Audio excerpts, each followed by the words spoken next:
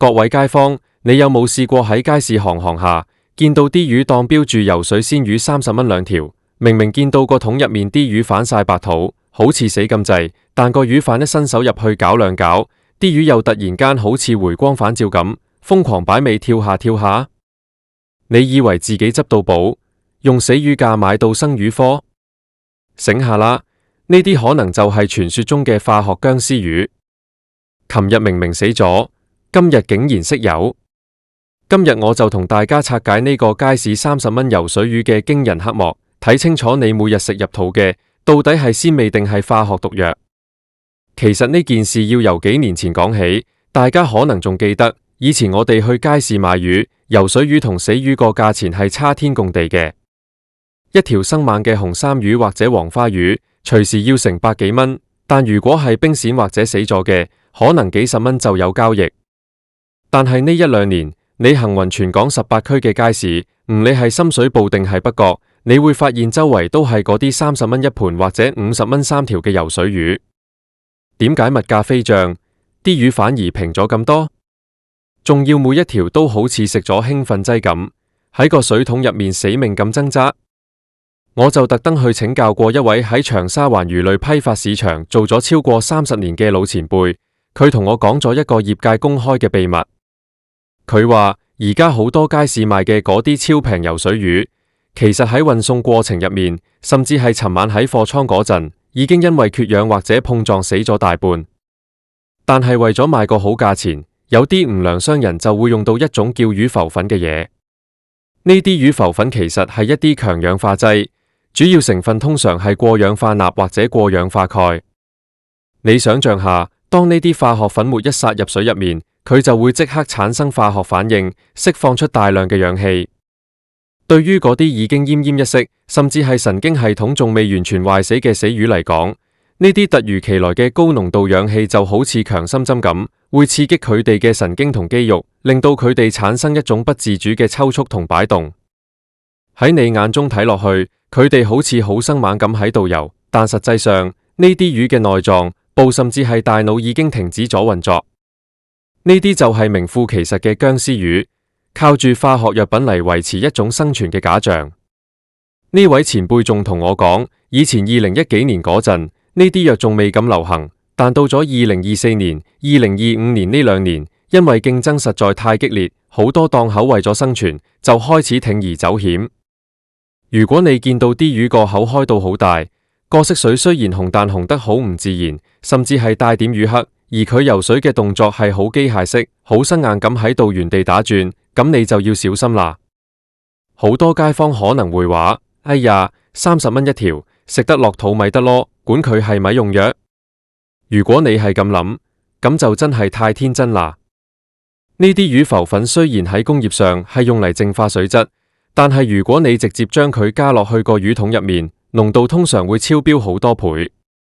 呢啲化學物質會滲透入魚嘅肌肉入面，你洗幾多次都洗唔走。長期食用呢啲含有過量化學添加劑嘅魚，對我哋身體嘅影響真係好大。我識得一位中醫朋友，佢今年60幾歲，佢話最近多咗好多病人反映食完街市買嘅平價魚之後，會出現腸胃不適、皮膚敏感，甚至係長期莫名其妙咁頭痛。佢就懷疑係同呢啲化學魚有關，尤其係對嗰啲10幾歲正值發育時期嘅小朋友，或者係80幾歲抵抗力比較弱嘅老人家，呢啲重金屬同化學殘留物直情係慢性毒藥。再講，呢啲魚之所以賣30蚊，係因為佢哋嘅成本低到你唔信。呢啲魚好多都係喺內地一啲環境好惡劣嘅養殖場過嚟嘅。為咗等啲魚喺長途跋涉嘅運輸過程入面唔好咁易死，有啲人仲會喺水入面加埋孔雀石綠、硝基呋喃呢啲禁藥。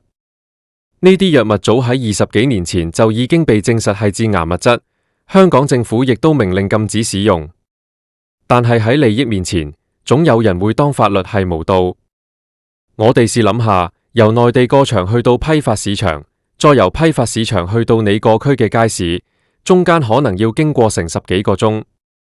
如果係正常嘅游水魚，要有足夠嘅氧氣同過濾設備，運輸成本起碼佔咗成個魚價嘅40%。但如果用咗呢啲化學大法，佢哋可以用普通嘅貨車，甚至係唔使點供養，只要臨賣嗰陣撒返啲粉落去還魂就得。咁樣計落去，成本起碼慳返一半以上。所以佢哋賣30蚊兩條都仲有得賺，你仲以為自己執到平嘢？有個喺街市做咗20幾年嘅斬魚師傅，佢私下同我透露，佢哋自己檔口係絕對唔會食嗰啲30蚊一盤嘅魚。佢話：你睇下啲魚鱗，如果係健康嘅游水魚，魚鱗應該係緊貼魚身，有光澤嘅。但係嗰啲僵屍魚，因為化學藥物刺激，啲魚鱗通常會變得鬆散，甚至一摸就甩。再睇下個眼珠，正常嘅魚眼係飽滿、晶瑩剔透嘅，但化學魚嘅眼通常會凹陷，或者係有一層白霧咁嘅嘢。最重要係你買返去劏開佢，你會發現入面啲血係凝固咗嘅，或者係色水好淡，完全冇鮮魚嗰種鮮紅，陣味仲會帶住一股淡淡嘅化學漂白水味。講到呢度，大家可能心都寒埋。原本想買條魚返去清蒸，俾屋企人補下身體。點知反而係餵緊化學嘢俾佢哋食，咁究竟點樣先可以避免買到呢啲僵屍魚呢？首先唔好貪平，呢個係萬年不變嘅真理。喺香港，物流同人工咁貴，一條真正健康由魚場直送到街市嘅游水魚，除非係嗰啲產量極大嘅平價魚種，好似係細細條嘅泥鯭，否則好難做到30蚊咁平。如果你見到啲比較名貴嘅魚種，例如係黃花、芝麻斑，都係賣緊呢個價，咁你就要打個12分精神。第二，要觀察魚嘅動態。真正嘅生猛魚，佢哋喺水入面係好自在咁游，會避開你隻手或者魚網。但係僵屍魚嘅動作通常係好呆滯，或者係突然間抽搐一下，好似斷咗電嘅玩具咁。你試下叫魚販攞起條魚。如果條魚離開咗水之後，個口仲係咁開合，但係個身完全冇力擺動，咁9成9都係加咗料。第三，要揾熟悉、信譽好嘅魚檔。我哋香港人最講人情味，亦都好講口碑。去開邊個街市，同個魚販混熟啲，雖然未必次次都有優惠，但起碼佢唔會攞啲化學魚嚟呃你。嗰啲開咗幾十年嘅老字號，通常都好珍惜自己個名聲，唔會為咗嗰少少利潤去冒險。其實呢個問題反映出一個更深層次嘅社會現象。我哋而家呢個時代，大家追求嘅係快、平、正，但係喺食物呢方面，平同正往往係唔可以兼得嘅。大家可能覺得生活壓力大，2026年嘅今日，乜嘢都貴，供樓貴，租金貴，連食餐飯都貴。所以見到30蚊有條游水魚，自然會心動。但係我哋要明白，身體健康先係最大嘅本錢。如果你因為食咗呢啲化學魚而搞壞咗個身，到時睇醫生嘅錢，分分鐘係嗰幾條魚嘅幾千倍。我亦都想呼籲下有關部門，例如食環署。雖然佢哋平時都有抽查，但係面對呢啲日新月異嘅化學手段，抽查嘅頻率同深度係咪應該要再加強呢？唔可以等出咗大問題，好似以前嗰啲蘇丹紅或者三聚氰胺事件咁，先至嚟補鑊。我哋香港作為一個國際大都會，食物安全應該係最基本嘅保障。講返轉頭，除咗魚浮粉，其實街市入面仲有好多你意想不到嘅黑幕，例如係啲冰鮮蝦，點解放咗成日都仲係咁爽口？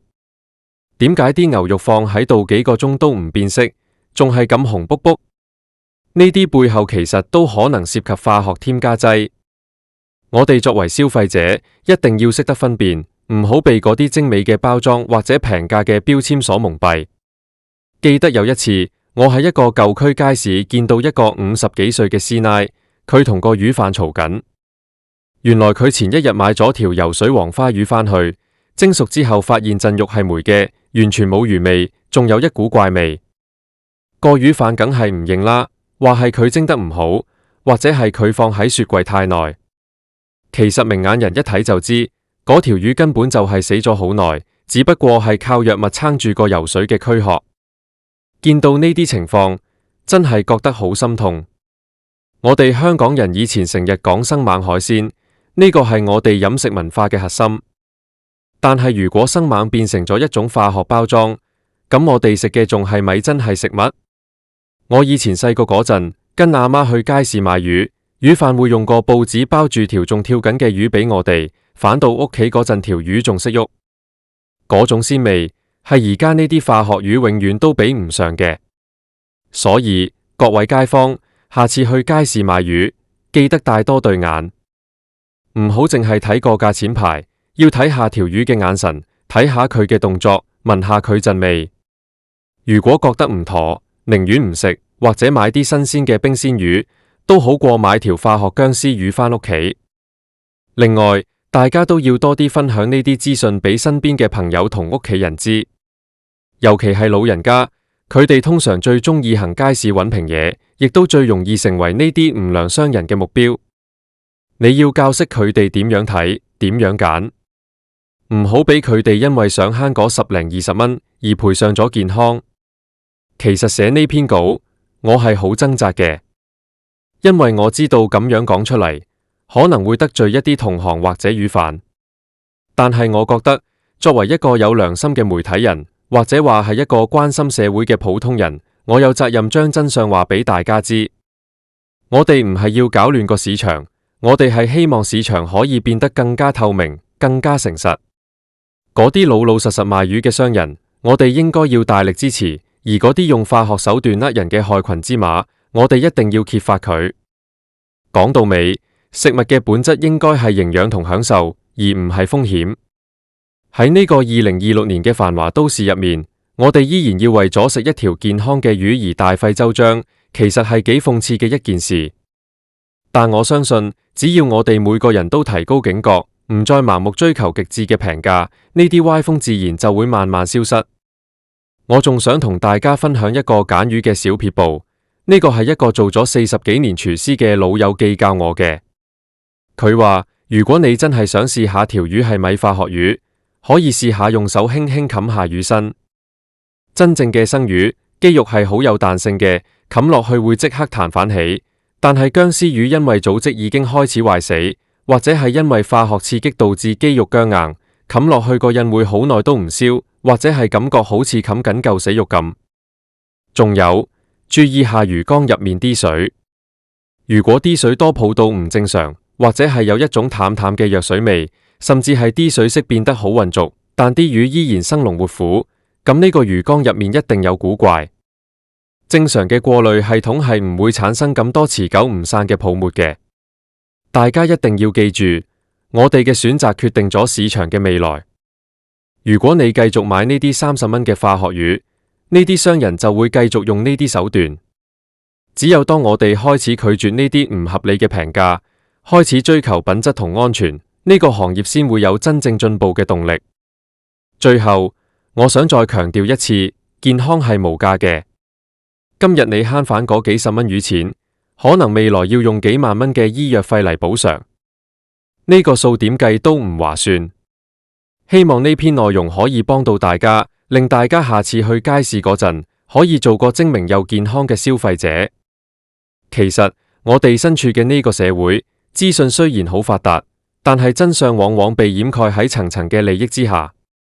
琴日死咗今日識游，聽落去好似神蹟，但喺街市呢個現實世界入面，呢啲只係一場由化學藥品導演嘅醜劇。揭開呢個黑幕，唔係要大家對生活失去信心，而係要大家學識保護自己。我記得2000幾年嗰陣，香港都發生過好幾次大型嘅食品安全危機，每一次都搞到人心惶惶。但係隨住時間過去，大家嘅警覺性好似又慢慢降低咗。其實危險一直都喺度，只不過係換咗另一個方式出現。以前可能係孔雀石綠，今日可能就係呢啲魚浮粉。所以，無論係2024年、2026年，定係以後嘅日子，我哋對入口嘅食物都要保持一份敬畏之心，唔好隨便將自己同屋企人嘅健康交託俾嗰啲只顧賺錢嘅陌生人。多謝大家聽我講咗咁耐。如果你覺呢啲資訊對你有用，記得話俾你身邊嘅人知。我哋雖然只係普通人，但係透過傳遞正確嘅資訊，我哋都可以令呢個社會變得好少少。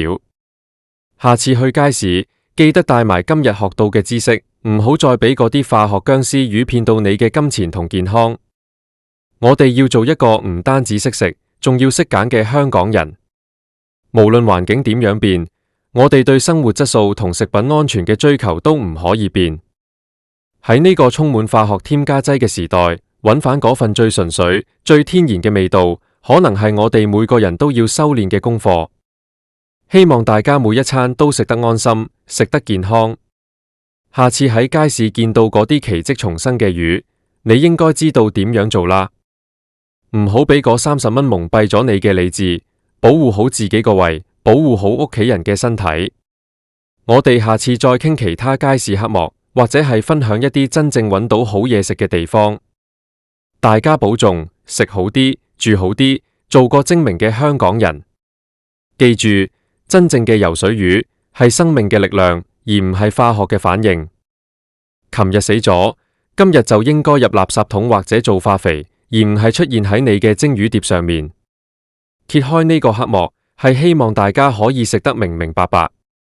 下次見到嗰啲喺桶入面瘋狂打轉嘅僵屍魚，不妨喺心入面同佢哋講聲拜拜，然後去揾返啲真正生猛、真正健康嘅鮮魚。我哋嘅健康值得我哋多花嗰少少錢，多花嗰少少心思。